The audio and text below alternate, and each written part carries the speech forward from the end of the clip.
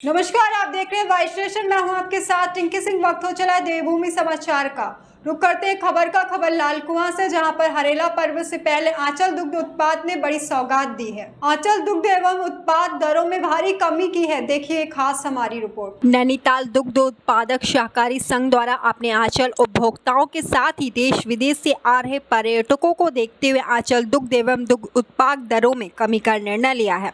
इसके साथ ही दुग्ध मूल्य प्रोत्साहन योजना के अंतर्गत नैनीताल जिले को 8 करोड़ 35 लाख की धनराशि एक मुक्त आवंटित किए जाने पर दुग्ध विकास मंत्री सौरभ बहुगुणा और सीएम पुष्कर सिंह धामी का आभार व्यक्त किया है।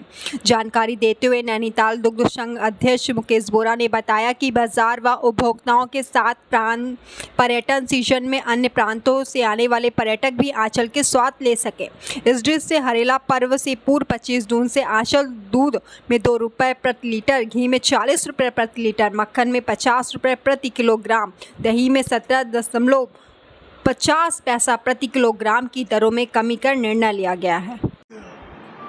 प्रेस वार्ता होती है, उसमें निश्चित रूप से आप सबका सहयोग और हमारे माननीय मुख्यमंत्री श्रीमान पुष्कर सिंह धामी जी और युवा एवं ओजस्वी दुग्ध विकास मंत्री माननीय सौरभ बहुगुणा जी का जो मार्गदर्शन दिशा निर्देशन हमको मिल रहा है, उनके मार्गदर्शन पर हम ये कार्य कर पा रहे हैं। हमारे प्रबंधक कमेटी और हमारे अधिकारी कर्मचारियों और उत्पादकों को हम आंचल ब्रांड को उत्तराखंड में सर्वश्रेष्ठ बनाने के लिए प्रयास कर रहे हैं। और उसी क्रम में कल माननीय मंत्री दुग्ध विकास सौरभ बहुगुणा जी से मेरी वार्ता हुई। उन्होंने मुझे निर्देशित करा कि आज पूरे उत्तराखंड में जिस स्तर से पर्यटक आ रहे हैं तो क्या आंचल कर सकता है, तो उसमें विचार विमर्श हुआ। तो हमने कहा, हम उनकी कुछ बोले बहुत अच्छी बात है। तो हमने पर्यटकों के स्वागत में और अपने आम उपभोक्ता को सुविधा देने के लिए 2 रुपये प्रति लीटर दूध के दाम 25 जून से कम करे हैं। साथ ही घी में 40 रुपये प्रति किलो की भारी भरकम कमी करी है, मक्खन में 50 रुपये प्रति किलो और दही में 17.5 रुपये प्रति किलो के रेट हमने कम करे हैं, जिससे कि हमारे पर्यटक आंचल ब्रांड का स्वाद ले सकें और उसको देश और अन्य राज्यों में उसकी चर्चा कर सकें और आने वाले टाइम में आंचल ब्रांड जो है उत्तराखंड का एक बड़ा ब्रांड बने, इसके लिए हमारा प्रयास है। और उसमें मैं बताना चाहता हूँ कि जो 8 का पैकेट फुल क्रीम था वो कल से बाज़ार में 66 रुपये का मिलेगा। जो 57 रुपये लीटर में हमारा स्टैंडर्ड दूध था वो 55 में मिलेगा। और 58 रुपये वाला जो दूध स्टैंडर्ड का था वो 56 रुपये में मिलेगा। और हमारा जो घी 650 रुपये प्रति लीटर बिक रहा था वो अब 610 रुपये में आम उपभोक्ता को मिलेगा। ऐसे ही आधा लीटर 325 का जो पैकेट था वो 310 रुपये का मिलेगा। साथ ही जो घी हमारा 200 ml में था 130 रुपये वाला 125 रुपये, यानी कि हमने जो छोटा उपभोक्ता 200 मिलीलीटर घी लेता है उसकी भी दरों में 5 रुपये की कमी करी है। ऐसे ही जो लूज घी हम 680 रुपये प्रति किलो में बेचते थे, अब उसको हम 640 रुपये किलो में, जो मिठाई की स्टैंडर्ड जो प्रसिद्ध दुकानें हैं वो लोग उस घी को लेते हैं, तो उनको भी हमने 40 रुपये किलो की राहत दी है। मक्खन जो 60 रुपये 100 ग्राम के था टिक्की वो 55 रुपये में, और जो 300 रुपये किलो मक्खन था वो आधे किलो वाला वो 270 रुपये में। और साथ ही दही जो 25 रुपये का पैकेट था वो 22 रुपये में, और जो 50 रुपये वाला था वो 43 रुपये में। साथ ही जो हमने नया प्रोडक्ट आप सबकी मांग पर और अपने उपभोक्ताओं की मांग पर घी में।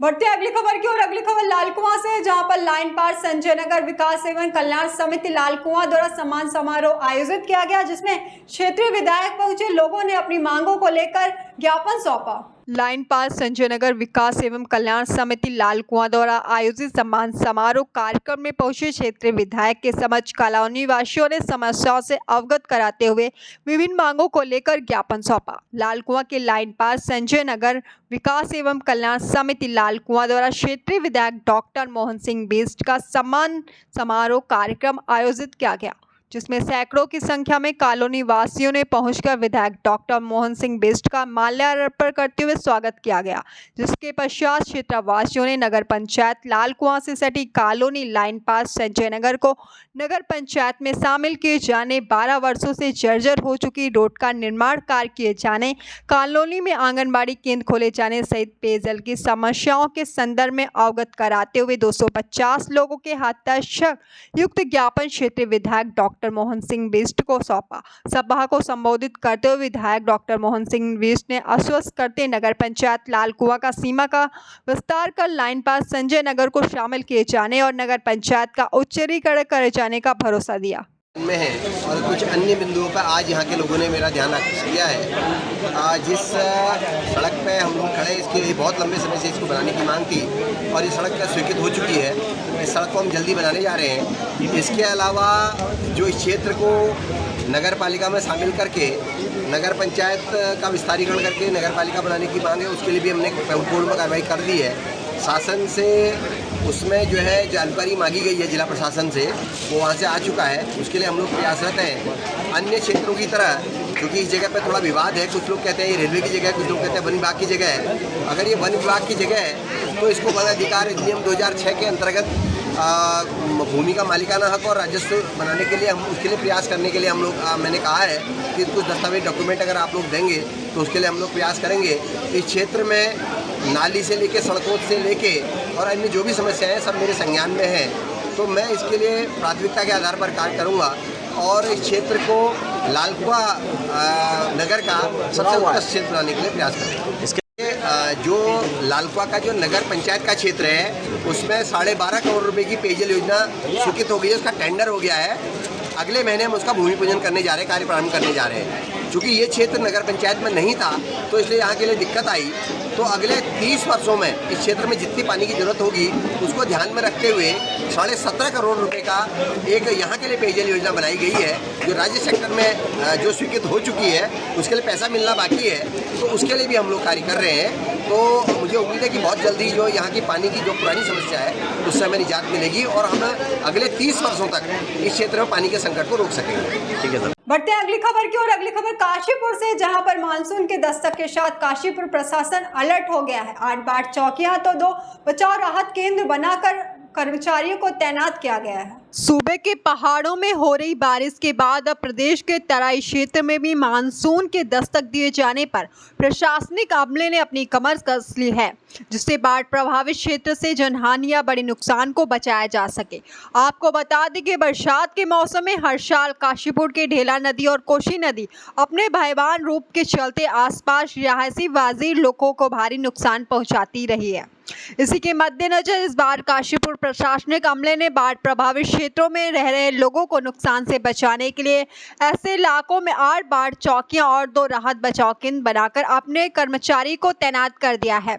इस संबंध में जब उप जिला अधिकारी काशीपुर अभय प्रताप सिंह से बात की गई तो उन्होंने बताया कि ऐसे इलाकों की लगातार मॉनिटरिंग के साथ साथ संबंधित अधिकारियों व कर्मचारियों को सचेत किया गया है, जिससे ढेला नदी और कोसी नदी लोगों के लिए बरसात के सीजन में खतरा न बन सके।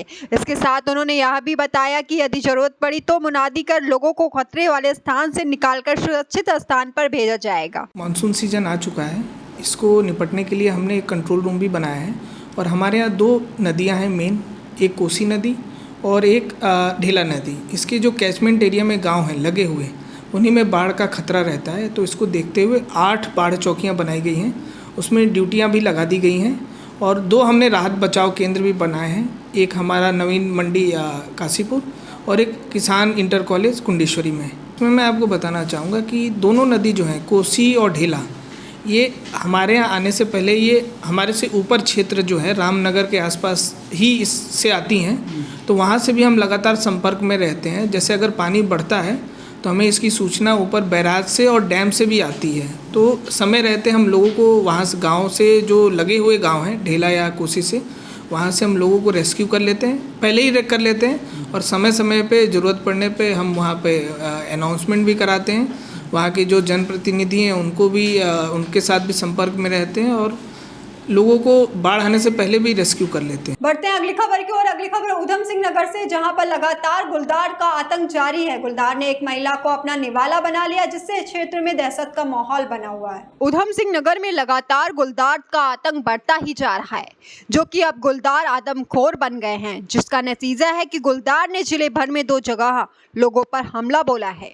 जहां एक घटना में जसपुर कोतवाली क्षेत्र में खेत से चारा लेने आई महिला को गुलदार ने अपना निवाला बना लिया, तो वही दूसरा मामला माजपुर क्षेत्र में एक कार पर गुलदार ने हमला बोल दिया, जो कि एक कार पर हमले का वीडियो कैमरे में लाइव कैद हो गया। आपको बता दें कि एक घटना में 45 वर्षीय कमलेश देवी खेत पर घास काटने गई थी। इस दौरान महिला पर गुलदार ने हमला कर दिया, जिसमें महिला की मौके पर मौत हो गई। वही घटना से इलाके में दहशत का माहौल है। घटना की सूचना पर मौके पर पहुंची पुलिस बल। इस दौरान मौके पर प्रशासनिक अधिकारियों को ग्रामीण के आक्रोश का सामना करना पड़ा। गुस्साए ग्रामीणों की माने तो गुलदार क्षेत्र में कई घटना कर चुका है, लेकिन वन विभाग कोई कार्रवाई नहीं कर रहा है। वहीं दूसरी घटना में उधम सिंह नगर के बाजपुर में गुरकीरत राणा नामक युवक अपनी कार से अपने घर जा रहा था कि अचानक उनके घर के रास्ते पर उनकी कार के आगे गुलदार आ गया, जो कि कार को देखकर गुलदार हमलावर हो गया और कार पर हमला बोल दिया। गनीमत रही कि कार अंदर से लॉक थी, जिससे वह उन्हें हानि नहीं पहुंचा सका, लेकिन अंदर बैठे गुरकीरत राणा ने इस हमले की लाइव वीडियो बना ली, जिससे आप साफ तौर पर देख सकते हैं गुलदार कितना आक्रामक है। यदि उसके मौका मिलता तो वह शिकार बना सकता था। वही घटना की सूचना के बाद उप जिला अधिकारी जसपुर सीमा विश्वकर्मा पुलिस क्षेत्र अधिकारी काशीपुर वंदना वर्मा मौके पर पहुंची, जिसके बाद शव को पोस्टमार्टम के लिए भेज दिया गया। उप जिला अधिकारी जसपुर सीमा विश्वकर्मा ने बताया, सूचना मिली थी कि उत्तर प्रदेश की रहने वाली महिला उत्तराखंड में अपने खेत पर घास काटने गई थी, जहां गुलदार ने उन पर हमला कर दिया, जिसके बाद मौके पर काफी भीड़ भी जमा हो गई। फिलहाल शव को पोस्टमार्टम के लिए भिजवा दिया गया है, जहां नियमानुसार आगे की कार्रवाई की जाएगी। उन्होंने कहा कि जो भी मुआवजे का प्रावधान है वो दिया जाएगा। ग्रामीण की मांगे तो गुलदार पकड़ने के लिए पिंजरा लगाया गया है। इस संबंध में वन विभाग से बातचीत की जाएगी और नियमानुसार जो भी कार्रवाई है वो की जाएगी। घटना हुई, मतलब अगर शेर को मारे तो हमें सजा है, ठीक है। अरे वन विभाग वाले पकड़ते नहीं है, मतलब खेत में गोद कूड़ा करने अपने खेती वाले से देखेगा नहीं देखेगा इंसान। वन विभाग वाले अभी तक नहीं आए। कितनी देर पहले सूचना, कम से कम काफी 1-1.5 घंटे की सूचना हो गई। अब हमारी मांग ये है, हमें कोई वो नहीं चाहिए, हम अपने हिसाब से काम करेंगे। हम गोली मारे, हमें कोई सजा नहीं होगा। सही बात है। जब अगर शेर हमारे इंसान को खत्म कर दिया तो हम भी तो उसे खत्म कर सकते हैं। मतलब लाने तो हम कुछ नहीं करने के, अरे ना करेगा उस पे। ये घटना है जिसमें कि हमको सूचना मिली थी कि किसी महिला जो यूपी की रहने वाली यहाँ पर घास काटने के लिए आई थी, और उत्तराखंड बॉर्डर का जो रायपुर जंगल है वहाँ पर गुलदार ने उनको अटैक कर दिया। तो यहाँ पर काफ़ी भीड़ हुई थी, तो हम लोग यहाँ पर पुलिस प्रशासन और हम लोग मौके पर मौजूद थे। तो फॉरेस्ट की टीम भी आ चुकी है। अभी महिला को पोस्टमार्टम के लिए ले जाया जा रहा है। वहाँ पर जो आवश्यक कार्रवाई है नियमानुसार करते हुए आगे की कार्रवाई की जाएगी। देखिए, इसमें जो भी प्रतिक्रिया देय है वो नियमानुसार दिया जाएगा, क्योंकि इसमें यहाँ पर गाँव वालों की डिमांड है कि यहाँ पर एक पिंजरा लगाया जाए। तो पिंजरा लगाने के लिए फॉरेस्ट विभाग से बात की जाएगी और इसमें जो भी कार्रवाई हो सकती है नियमानुसार हम लोग करेंगे उसमें। बढ़ते हैं अगली खबर की ओर। अगली खबर हल्द्वानी से है, जहां पर 29 तारीख को होने वाली ईद को लेकर पुलिस प्रशासन ने अमन कमेटी की बैठक ली। पुलिस प्रशासन और धर्मगुरु मौजूद रहे। हल्द्वानी में आज 29 तारीख को होने वाली ईद को लेकर धर्मगुरुओं के साथ अमन शांति की बैठक करी गई। इस बैठक में सभी प्रशासनिक अधिकारी मौजूद थे। वहीं सभी धर्मगुरुओं को बताया गया कि 29 तारीख को होने वाली ईद को किसी भी प्रकार से कोई कुर्बानी की पोस्ट सोशल मीडिया पर अपलोड नहीं करेगा और खुले में कोई भी कुर्बानी नहीं करे। कुर्बानी का जितना भी मलबा होगा नगर निगम द्वारा बनाए गए स्थान पर फेंका जाएगा।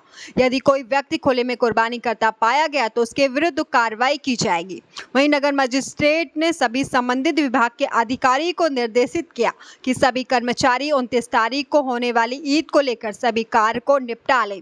वहीं नगर निगम के अधिकारियों ने सफाई व्यवस्था को लेकर आश्वस्त किया। वहीं दूसरी तरफ पुलिस प्रशासन भी लगातार सभी लोगों पर निगरानी बनाए रखा है। किसी भी प्रकार की PR जब तक फैलाने वाले व्यक्ति के विरुद्ध कार्रवाई भी करी जाएगी। देखिए, आज कोतवाली में अमन कमेटी की बैठक थी, जिसमें सभी विभाग और सभी अन्य जितने जितने भी धर्म हैं सभी के लोग यहाँ पर मौजूद थे।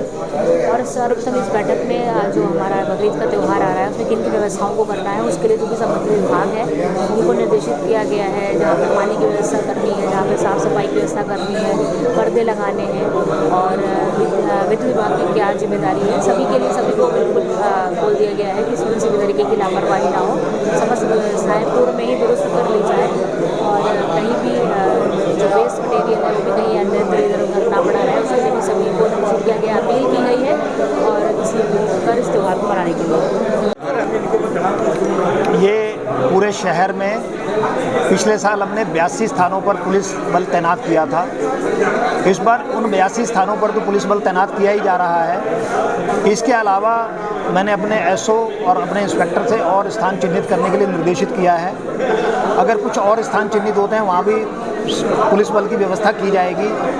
और जो आज शांति कमेटी की बैठक हुई है इसके अनुपालन में जो यहाँ पर अधिकारी उपस्थित थे सभी ने अपने विभागों की बातें रखी हैं सामने और जनमानस से जनसामान्य से ये अपील की है कि जो माननीय उच्च न्यायालय के निर्देश हैं उसके अनुक्रम में कुर्बानी की जाए, खुले में कुर्बानी ना की जाए और सबको इस बात से अवगत करा दिया गया है और सभी लोग इस बात से सहमत हैं कि कोई भी व्यक्ति खुले में कुर्बानी नहीं करेगा।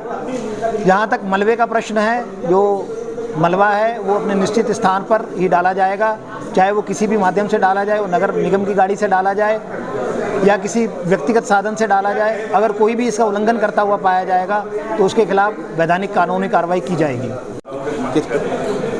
देखिए, पहले तो सबसे पहले हम आपके चैनल के माध्यम से 29 जून को होने वाली ईद उल अज़हा की पूरे प्रदेश के लोगों को, पूरे शहर और ज़िले के लोगों को हार्दिक बधाई देते हैं कि ये त्यौहार ईद उल अज़हा मुसलमानों का नहीं, विशेषकर पूरे भारत का, पूरे राज्य का है।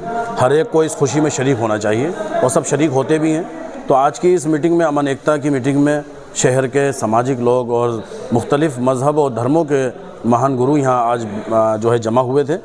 तो उन सब के सामने ये बात स्पष्ट तौर पर आई है कि जो माननीय उच्च न्यायालय के आदेश हैं कुर्बानी करने के ताल्लुक से, हम अपनी जनता से पहले से भी अपील कर रहे हैं और आज भी फिर हम अपील करेंगे कि माननीय उच्च न्यायालय के आदेशों को पूरा पालन किया जाएगा और साथ साथ सफाई व्यवस्था और लाइट, पानी, बिजली की जो समस्याएं कभी कभी आती रहती हैं उसके लिए जो इस जगह के अधिकारी थे उनको सबको बुलाया गया था और इस सिलसिले में जो भी कुछ कमी कोताही होगी वो दूर की जाएगी आज की मीटिंग में। बढ़ते हैं अगली खबर की ओर। अगली खबर रोशनाबाद से, जहां पर भूमाफिया द्वारा जमीन कब्जाने का आरोप लगाते हुए पीड़ित ने मुख्यमंत्री पुष्कर सिंह धामी के पोर्टल पर शिकायत दर्ज कर कार्रवाई की मांग की है। नेहरू कॉलोनी, चौहान मार्केट, रावली महदूद निवासी अजय कुमार शाह पुत्र मुन्नीलाल शाह ने मुख्यमंत्री पोर्टल पर एक शिकायती पत्र लिखकर भूमाफिया मुकेश कुमार शाह पुत्र रघुनाथ शाह निवासी रावली महदूद पर उसकी 2500 वर्ग मीटर जमीन को जबरदस्ती उसे बेचने का दबाव बनाने, न बेचने पर जमीन को अपने कब्जे में करने का आरोप लगाया है। पीड़ित आज उप जिला अधिकारी कार्यालय पहुंचा, परंतु उप जिला अधिकारी के न मिलने के कारण निराश हुआ और पत्रकारों को आप बीती बताते हुए कहा कि उसके परिवार को भूमाफिया से भय सता रहा है। उसने कहा कि प्रशासन को उसकी रक्षा और उसकी जमीन उसे दिलवाने का काम करना चाहिए। ये कंप्लेंट डाला था सीएम हेल्पलाइन में मुकेश कुमार पुत्र रघुनाथ शाह के। ये 250 वर्ग मीटर से ज़्यादा अवधि ले रखा है। ये ज़बरदस्ती मेरे ऊपर दबाव बना रहा है कि अपना मकान मुझे बेच दे। क्या मामला है? ये आपका है रावली महदूद चौहान मार्केट का। अब आप क्या कार्रवाई चाहते हैं? हम सोच रहे इसके ऊपर कार्रवाई कड़ी से कड़ी हो। रिपोर्ट डाली है वो सत्य है। क्या रिपोर्ट डाली तहसीलदार ने बोली है कि इनके ऊपर अवधि 250 वर्ग मीटर से अवधि ज़्यादा है, इनके ऊपर कार्रवाई होनी चाहिए। क्या आश्वासन मिला अंदर जाके आपको? अभी तक एसडीएम साहब है ही नहीं अंदर। जी, क्या नाम आपका? अजय कुमार शाह। क्या मामला जो आप यहाँ पूछे हैं आज? ये मामला है 250 वर्ग मीटर का मुकेश कुमार के नाम से कंप्लेंट डाला था सीएम हेल्पलाइन में। ये मेरे पे ज़बरदस्ती दबाव बना रहा है कि अपना मकान मुझे बेच दे। हमने बहुत ज़बरदस्ती उसने कोशिश करा है कि अपना मकान बेच दे। उसके पास ऑलरेडी 250 वर्ग मीटर से ज़मीन अवधि ज़्यादा है। कहीं शिकायत की आपने? हाँ जी, सीएम हेल्पलाइन में। क्या आश्वासन मिला? मेरा नाम अजय कुमार शाह है। जो आप एसडीएम ऑफिस पहुँचे तो क्या प्रॉब्लम मामला? यहाँ पे कंप्लेंट डाला था, तहसीलदार के पास से रिपोर्ट आया है यहाँ पे। अभी तो कोई कार्रवाई उस पर नहीं हुई है। क्या मामला था? मामला ये है कि 250 वर्ग मीटर के मुकेश के नाम से कोई कंप्लेंट डाला था, मैंने शिकायत किया था। वो मेरे ऊपर दबाव बना रहा है कि अपना मकान तुम बेच दे। तहसीलदार की रिपोर्ट में ऑलरेडी 250 वर्ग मीटर से अवधि उसके पास ज़्यादा है। आपके दबाव क्यों बना रहा हो? ये ज़बरदस्ती बोल रहा है कि अपना मकान बेच दे। क्यों? पड़ोसी है, बोल रहा है कि तू बेच देगा तो मेरे लिए ठीक हो जाएगा। तो रास्ते को लेके हाँ रास्ता है, रास्ता ये है कि हमारे मकान की दीवार तोड़ दी है उसने, ज़बरदस्ती दबाव बना रहा है कि तू अपना मकान बेच दे मुझे। यहाँ पर क्या आश्वासन मिला है? यहाँ पे मुझे कोई आश्वासन नहीं मिला है, ये बोल रहे हैं कि कार्रवाई होगी। नहीं, जब आपने मुकदमा 250 वर्ग मीटर, हाँ जी, बोल रहा है कि तुझे रहने नहीं देंगे, चाहे से अपने तुझे मकान तो बेचना ही पड़ेगा, यहाँ से तुझे जाना ही पड़ेगा। बढ़ते हैं अगली खबर की ओर। अगली खबर काशीपुर से। काशीपुर पहुंचे उत्तराखंड के बसपा प्रभारी ने कहा, लोकसभा चुनाव के लिए उत्तराखंड में बसपा पूरी तरीके से तैयार है। जनपद ऊधम सिंह नगर के काशीपुर में बहुजन समाजवादी पार्टी द्वारा आयोजित कार्यकर्ता सम्मेलन में शामिल होने के लिए काशीपुर पहुंचे बीएसपी के उत्तराखंड प्रभारी शमसुद्दीन राय ने हमारे संवाददाता से बात करते हुए कहा कि बहुजन समाजवादी पार्टी उत्तराखंड में पुनः अपनी खोई हुई साख हासिल करेगी। हम पूरी मजबूती से लोकसभा चुनाव में उतरेंगे। आपको बता दें कि भाजपा प्रभारी ने कार्यकर्ता सम्मेलन में शामिल होने से पूर्व क्षेत्रीय व जनपद के संगठन प्रभारी और पदाधिकारियों से जनता के बीच बसपा की शाख व नब्ज टटोलने का काम करी। इसके साथ ही उन्होंने संगठन के मुताबिक जानकारी लेते हुए जरूरी दिशा निर्देश दिए। इस दौरान उन्होंने बात करते हुए कहा कि आज उत्तराखंड प्रदेश में महंगाई बेरोजगारी को लेकर हाहाकार मचा हुआ है, लेकिन सरकार की कथनी और करनी में बहुत फर्क है। आगामी चुनाव में इनको मौत की खानी पड़ेगी। देखिए, बहुजन समाज पार्टी एक राजनीतिक दल के साथ साथ एक विचारधारा है, एक मिशन है।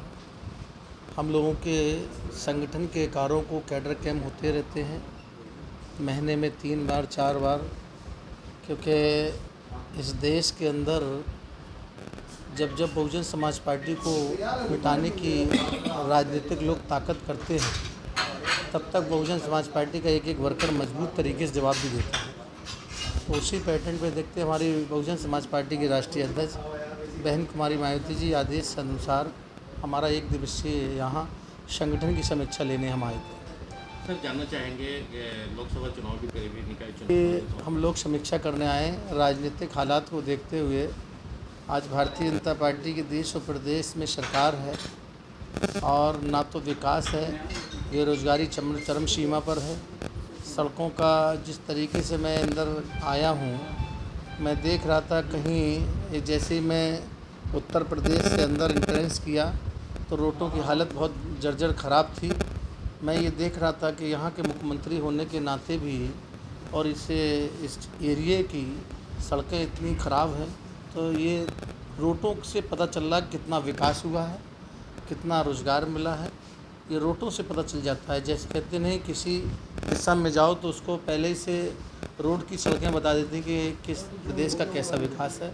बहुजन समाज पार्टी इस बार, मैं ज़्यादा तो नहीं कह रहा हूँ, यहाँ 2 सांसद हमारी जीत कराएंगे उत्तराखंड में। लोग राजनीतिक गठबंधन की ज़रूरत नहीं है, हमें सामाजिक गठबंधन करना है। हम समाज में भाईचारा बना के समाज को जोड़ने का काम करेंगे, क्योंकि राजनीतिक गठबंधन से बड़ा सामाजिक गठबंधन होता है। जब हमारा सामाजिक गठबंधन हो रहा है, हर समाज के लोग बहुजन समाज पार्टी की तरफ देख रहे हैं, तो हमें राजनीतिक गठबंधन की ज़रूरत ही नहीं है। बढ़ते हैं अगली खबर की ओर। अगली खबर सितारगंज से, जहां पर सितारगंज मंडी में भारतीय किसान यूनियन के नवनियुक्त प्रवक्ता योगेंद्र कुमार यादव का भव्य स्वागत हुआ। भारतीय किसान यूनियन के नवनियुक्त प्रवक्ता एवं प्रदेश प्रमुख महासचिव एडवोकेट योगेंद्र कुमार यादव का सितारगंज में भव्य स्वागत किया गया। वहीं कृषि मंडी समिति सभागार में हुई सभा में भारतीय किसान यूनियन के उत्तराखंड एवं उत्तर प्रदेश तराई क्षेत्र के अध्यक्ष बलजिंदर सिंह मान ने आरोप लगाया कि सरकार ने किसानों के प्रति बदले की भावना से कार्य कर रही है। उन्हें उनकी भूमि से बेदखल किया जा रहा है। उनका कहना था कि विपक्ष अपनी भूमिका नहीं निभा रहा है, यही कारण है कि सरकार मनमाने फैसले ले रही है। आरोप लगाया गया कि प्रशासन ने जसपुर में किसानों के घर तोड़ दिए, अब उन्हें मुआवजा दिया जाना चाहिए। अन्य वक्ताओं का कहना था कि सरकार भूमि को कई वर्गों में बांट दिया है, इसी के चलते किसानों का उत्पीड़न हो रहा है। बाजपुर में 20 गाँव में भूमि की बिक्री पर पाबंदी लगा दी गई। मांग की गई कि भूमि चाहे किसी भी वर्ग की हो, यदि किसान उस पर 12 वर्ष या अधिक समय से काबिज है तो उसे मालिकाना हक दिया जाना चाहिए। यह सर्वोच्च न्यायालय की रूलिंग भी है। साथ ही किसानों को उनकी फसल की MSP देने की मांग भी की गई। माननीय मुलायम सिंह जी के साथ शुरू से काम किए हैं और हम लोगों ने आंदोलन को ही अपना रास्ता माना। जनता की समस्याएं हो, आम जनमानस, किसान, मजदूर, नौजवान, इन सब की लड़ाई लड़नी थी।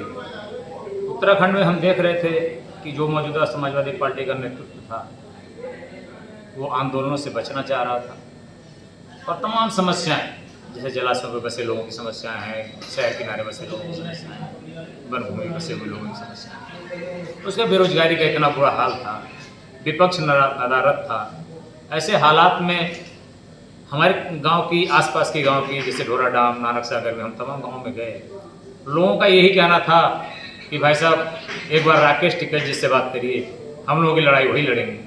तो हमने सोचा कि क्यों ना हम भारतीय किसान यूनियन में ही काम करना अच्छा रहेगा और क्यों ना वही काम करें, इसलिए हमने भारतीय किसान यूनियन को ज्वाइन किया। भारतीय किसान यूनियन में राकेश टिकैत जी ने बहुत बारीकी से हमारी बात को सुना, समझा, हमें ज्वाइनिंग कराई। माननीय प्रदेश अध्यक्ष करण पट्टा जी का हमें आशीर्वाद मिला, बंजर सिंह मान जी का मिला, भाई जस्सा सिंह समाज, तमाम उससे जिनका सबका सहयोग आशीर्वाद में मिला।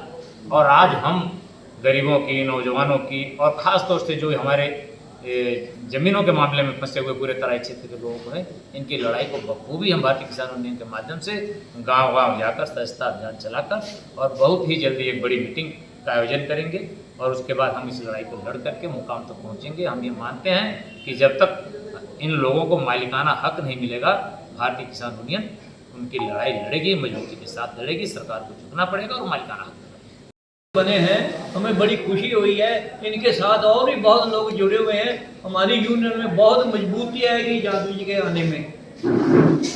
हमें कोई इलेक्शन से मतलब नहीं, हमारी राजनीतिक पार्टी है, जो भी जिसको मर्जी कोई वोट दे ना दे, हमें कोई मतलब नहीं है। हमें तो जो सरकार काम करती है उसकी तो जय जयकार करेंगे ही। जो सरकार हमारा काम करती है, हमारा काम नहीं करती, उसको हम नहीं अच्छा समझेंगे।